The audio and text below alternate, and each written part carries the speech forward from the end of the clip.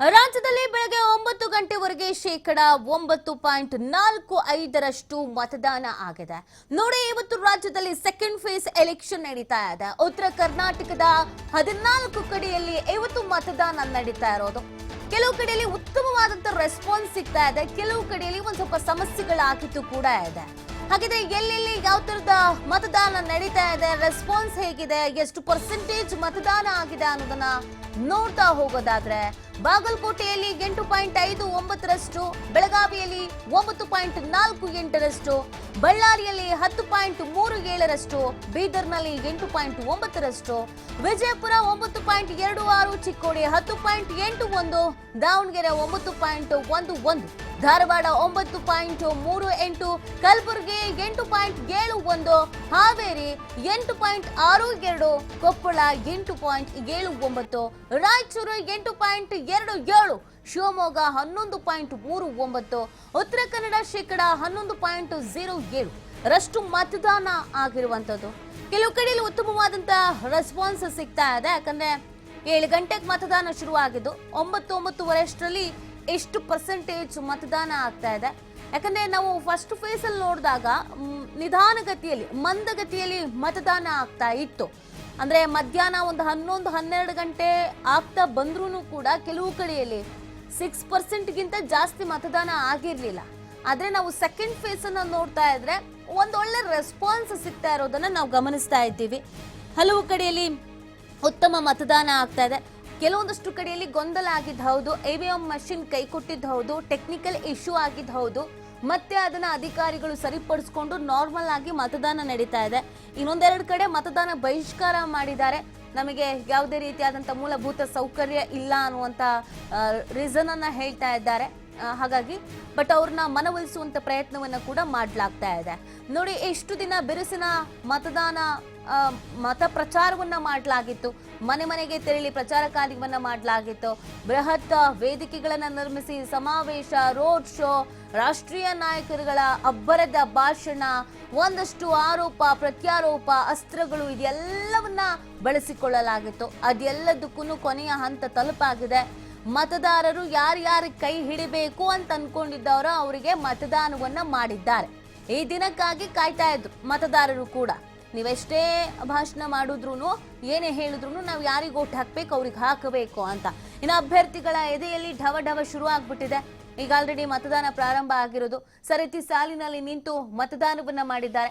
ಬೆಳಗ್ಗೆ 7 ಗಂಟೆಯಿಂದಲೇ ಕೆಲವು ಕಡೆಯಲ್ಲಿ ಉತ್ತಮವಾದಂತ ರೆಸ್ಪಾನ್ಸ್ ಸಿಕ್ಕಿದೆ. ಯಾಕಂದ್ರೆ 11 ಗಂಟೆ 10 ಗಂಟೆ ಮೇಲಾದ್ರೆ ಸ್ವಲ್ಪ ಬಿಸಿಲು ಜಾಸ್ತಿ ಇದೆ, ಆಗ ಹೋಗಿ ಕ್ಯೂನಲ್ಲಿ ನಿಂತ್ಕೊಳ್ಳೋದು ಕಷ್ಟ ಆಗುತ್ತೆ. ಬೆಳಗ್ಗೆ ಮುಂಚೆನೆ ಹೋಗಿ ಓಟ್ ಹಾಕಿ ಬರೋಣ ಅಂತ 7 ಗಂಟೆಗೆ ಎಲ್ಲ ಮತಗಟ್ಟೆ ಹತ್ರ ಹೋಗಿ ಮತದಾನವನ್ನ ಮಾಡಿದ್ದಾರೆ.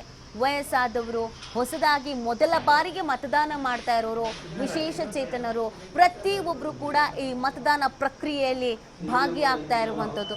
ಕೆಲವು ಕಡೆಯಲ್ಲಂತೂ ಉತ್ತಮವಾದಂಥ ರೆಸ್ಪಾನ್ಸ್ ಸಿಗ್ತಾ ಇದೆ. ನೋಡಿ, ಈ ಮತದಾನ ಅನ್ನೋದೇ ಒಂದು ಅದ್ಭುತವಾದಂಥ ವಿಚಾರ. ಪ್ರಜಾಪ್ರಭುತ್ವದಲ್ಲಿ ನಮಗೆ ಇಷ್ಟವಾಗುವಂಥ ನಾಯಕನನ್ನ, ನಾವು ಮೆಚ್ಚಿದಂಥ ನಾಯಕನನ್ನ, ಈ ನಾಯಕನೇ ಆಯ್ಕೆ ಆಗಬೇಕು, ಈತನೇ ನಮ್ಮನ್ನ ನೋಡ್ಕೊಳ್ಬೇಕು, ಆಡಳಿತವನ್ನ ನಡೆಸಬೇಕು ಅಂತ ಆಯ್ಕೆ ಮಾಡುವಂಥದ್ದು ನಾವೇ. ನಮ್ಮ ಬೆರಳ ತುದಿಯಲ್ಲೇ ನಾಯಕನನ್ನ ಆಯ್ಕೆ ಮಾಡ್ಕೋಬಹುದು. ಈ ಅವಕಾಶ ಇರೋದು ನಮಗೆ ನಿಜವಾಗ್ಲೂ ಕೂಡ ಒಂದು ಅದ್ಭುತವಾದಂಥ ಅವಕಾಶ. ಪ್ರಜಾಪ್ರಭುತ್ವದಲ್ಲಿ ಸುಂದರವಾದಂಥ ಅಧ್ಯಾಯ ಅಂತಂದ್ರೆ ಈ ಮತದಾನನೇ. ಸೊ ಆ ನಿಟ್ಟಿನಲ್ಲಿ ಈಗ ನಾವು ಓಟ್ ಹಾಕಿದ್ರೆ ಇನ್ನೊಂದು 5 ವರ್ಷ ನೆಮ್ಮದಿಯಲ್ಲಿ ಇರಬಹುದು. ಮತ್ತು ಯಾವುದೇ ಕೆಲಸ ಕಾರ್ಯಗಳಾಗಿಲ್ಲ ಅಂತಂದ್ರು ಅವ್ರನ್ನ ಕೇಳಬಹುದು, ನಮ್ಗೆ ಯಾಕೆ ಕೆಲಸ ಕಾರ್ಯ ಮಾಡಿಕೊಟ್ಟಿಲ್ಲ, ನಾವು ನಿಮಗೆ ಓಟ್ ಹಾಕಿದ್ವಿ ಅಂತ. ನಾವು ಓಟೇ ಹಾಕದೆ ಮನೇಲಿ ಕೂತಿದ್ರೆ ನಾವು ಮೆಚ್ಚಿದಂಥ ನಾಯಕನನ್ನ, ಜನನಾಯಕನನ್ನ ಆಯ್ಕೆ ಮಾಡ್ಕೊಳ್ಳೋದಕ್ಕೆ ಸಾಧ್ಯ ಆಗೋದಿಲ್ಲ. ನಾವು ಅಂದುಕೊಂಡಂತೆ ಅಭಿವೃದ್ಧಿ ಕೆಲಸಗಳನ್ನು ಮಾಡಿಸ್ಕೊಳ್ಳೋದಕ್ಕೆ ಆಗೋದಿಲ್ಲ. ಹಾಗಾಗಿ ಇವತ್ತೊಂದು ದಿನ ಸೋಂಬೇರಿತನ ಮಾಡದೆ ಮತದಾನದಲ್ಲಿ ಭಾಗಿಯಾದ್ರೆ, ಓಟನ್ನ ಹಾಕಿದ್ರೆ ಇನ್ನು 5 ವರ್ಷ ನೆಮ್ಮದಿಯಲ್ಲಿ ನಾವು ಜೀವನ ಮಾಡ್ಬೋದು. ಶಾಲೆಗಳು, ಕಾಲೇಜ್ಗಳು, ಹಾಸ್ಪಿಟಲ್ಗಳು, ಏನೇನು ಅಭಿವೃದ್ಧಿ ಕಾರ್ಯಗಳು ಬೇಕು, ರಸ್ತೆನೋ ಏನು ಸಮಸ್ಯೆ ಇದೆ ಅದೆಲ್ಲವನ್ನ ಹೋಗಿ ಕೇಳ್ಬೋದು. ಆ ಹಕ್ಕು ನಮಗಿರುತ್ತೆ. ನಾವು ನಿಮ್ಗೆ ಓಟ್ ಹಾಕಿದ್ದೀವಿ ಕಣ್ರಿ, ಬನ್ರಿ ಇಲ್ಲಿ ಕೆಲಸ ಮಾಡಿಕೊಡ್ರಿ ಅಂತ. ಸೊ ಆ ಕಾರಣಕ್ಕಾಗಿ ಮತದಾನ ಮಾಡಬೇಕು, ಸೂಕ್ತ ಅಭ್ಯರ್ಥಿಯನ್ನ ಆಯ್ಕೆ ಮಾಡಿ ಗೆಲ್ಲಿಸಿ ಕಳಿಸ್ಬೇಕು ಅಂತ ಹೇಳೋದು. ಈ ಅವಕಾಶ ನಮಗೆ ಸಿಕ್ಕಿರೋದಿದೆಯಲ್ಲ, ಅಂದ್ರೆ ಒಬ್ಬ ಪ್ರಜೆಗಳಾಗಿ ನಮಗೆ ಸಿಕ್ಕಿರೋದಿದೆಯಲ್ಲ, ಇದು ನಮ್ಮ ಪುಣ್ಯದ ಕೆಲಸ. ಬೇರೆ ಕಡೆಯಲ್ಲೆಲ್ಲ ಈ ಥರದೊಂದು ಪ್ರಕ್ರಿಯೆ ಇರೋದಿಲ್ಲ. ಸೊ ಇಲ್ಲಿ ನಮಗೆ ಈ ಥರದೊಂದು ಪ್ರಕ್ರಿಯೆ ಸಿಕ್ಕಿರೋದು ಬಹಳ ಖುಷಿಯ ವಿಚಾರ. ಹಾಗಾಗಿ ಎಲ್ಲರೂ ಕೂಡ ಈ ಮತದಾನದಲ್ಲಿ ಭಾಗಿಯಾಗಲೇಬೇಕು, ಮತದಾನವನ್ನು ಮಾಡಲೇಬೇಕು, ನಮ್ಮ ಹಕ್ಕು ಅದು, ನಾವು ಚಲಾಯಿಸಲೇಬೇಕು. ಆ ನಿಟ್ಟಿನಲ್ಲಿ ಎಲ್ಲರೂ ಮನೆಯಿಂದ ಹೊರಗೆ ಬಂದು ಮತದಾನವನ್ನು ಮಾಡ್ತಾ ಇದ್ದಾರೆ. ಕೆಲವು ಕಡೆಯಲ್ಲಿ ಮತದಾರರನ್ನ ಸೆಳೆಯುವಂತ ಪ್ರಯತ್ನವನ್ನ ಮಾಡ್ತಾ ಇದ್ದಾರೆ. ವಿಭಿನ್ನವಾಗಿ ಭಿನ್ನವಾಗಿ ಬೆಳಗ್ಗೆ 9 ಗಂಟೆವರೆಗೂ 9.48% ಮತದಾನ ಕೂಡ ಆಗಿದೆ. ಎಲ್ಲಿ ಕೂಡ ಯಾವುದೇ ಅಹಿತಕರ ಘಟನೆಗಳು ಕೂಡ ಇಲ್ಲ. ಸಣ್ಣ ಪುಟ್ಟ ತಾಂತ್ರಿಕ ದೋಷಗಳು ಎಲ್ಲಿ ಬಂದಿದೆ ಅಲ್ಲಿ ನಮ್ಮ ಇಂಜಿನಿಯರ್ಗಳು ತಕ್ಷಣ ಹೋಗಿ ಆ ಮಷೀನ್ಗಳನ್ನು ರಿಪ್ಲೇಸ್ ಮಾಡಿದ್ದಾರೆ. ಅಲ್ಲಿ ವೋಟಿಂಗ್ ಶುರು ಆಗಿದೆ. ಸೊ ಯಾವುದೂ ಸಮಸ್ಯೆ ಇಲ್ಲ. ಸೊ ಒಳ್ಳೆ ಬೆಳಗ್ಗೆನೆ ಬಿಸಿಲಿರುತ್ತೆ ಅಂತ ಹೇಳಿ ಬೆಳಗ್ಗೆನೆ ಸಾಕಷ್ಟು ಜಾಸ್ತಿ ಜನ ಬಂದು ವೋಟ್ ಮಾಡ್ತಾ ಇದ್ದಾರೆ. ಎಲ್ಲ ಕಡೆ ಶಾಂತಯುತವಾಗಿ ಮತದಾನ ನಡೀತಾ ಇದೆ. ಎಷ್ಟು ನಿರೀಕ್ಷೆ ಇದೆ ಸರ್? ಕಳೆದ ಬಾರಿಗಿಂತ ಜಾಸ್ತಿ ಆಗುತ್ತೆ. ಸೊ ಅದಕ್ಕೇನೆ ರಜೆ ಇದೆ ಇವತ್ತು. ರಜೆಯನ್ನ ಬಳಸ್ಕೊಳ್ಳಿ. ಎಲ್ಲ ತಾವು ಮತ್ತೆ ತಮ್ಮ ಕುಟುಂಬದವರು, ತಮ್ಮ ಸ್ನೇಹಿತರು, ಅಕ್ಕಪಕ್ಕದವರು ಎಲ್ಲರೂ ಕೂಡ ಬಂದು, ಇನ್ನೂ ಸಮಯ ಇದೆ, ತಾವು ಬಂದು ತಮ್ಮ ಮತಗಟ್ಟೆಯಲ್ಲಿ ತಾವು ಮತದಾನ ಮಾಡಬೇಕು ಅಂತ ಕೇಳ್ಕೊತಾರೆ. 17 ಮತಗಟ್ಟೆಯಲ್ಲಿ ಇದು ಇವಿಎಂ ಕೈ ಕೊಟ್ಟಿತ್ತು ಸರ್, ಅದು ರಿಪ್ಲೇಸ್ ಮಾಡಿದ್ದಾರೆ. ಅದು ಇದರಲ್ಲಿ ಆ ಥರದ್ದು ನಾವು ಎಲ್ಲ ರಿಪೋರ್ಟ್ಗಳನ್ನು ತಗೋತಾ ಇದ್ದೀವಿ. ಅದನ್ನು ಚುನಾವಣಾ ಆಯೋಗಕ್ಕೂ ಕಳಿಸ್ಕೊಡ್ತೇವೆ. ಸೊ ಸಣ್ಣ ಪುಟ್ಟದ್ದು ಸಮಸ್ಯೆಗಳು ಅದನ್ನು ನಾವು ನಮ್ಮ ಇಂಜಿನಿಯರ್ ಹೋಗಿ ಸರಿಪಡಿಸಿದ್ದಾರೆ. ಮತ್ತೆ ಅಲ್ಲಿ ಮತದಾನ ಶುರುವಾಗಿದೆ.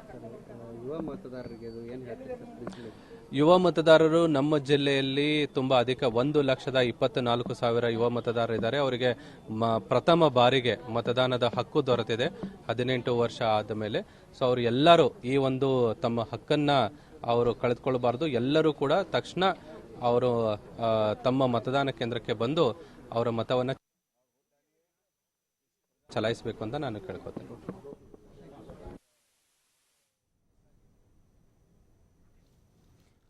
ನೋಡಿ, ಮತದಾರರನ್ನ ಸೆಳೆಯುವಂತ ನಿಟ್ಟಿನಲ್ಲಿ ಕೆಲವು ಕಡೆಯಲ್ಲಿ ವಿಶೇಷವಾದಂತ ಬೂತ್ಗಳನ್ನು ಕೂಡ ನಿರ್ಮಿಸಲಾಗಿದೆ. ಸೊ ಇಲ್ಲಿಗೆ ಬಂದು ನಿಟ್ಟಿನಲ್ಲಿ ವಿಭಿನ್ನವಾಗಿ ಪ್ರಯತ್ನವನ್ನ ಮಾಡಲಾಗ್ತಾ ಇದೆ.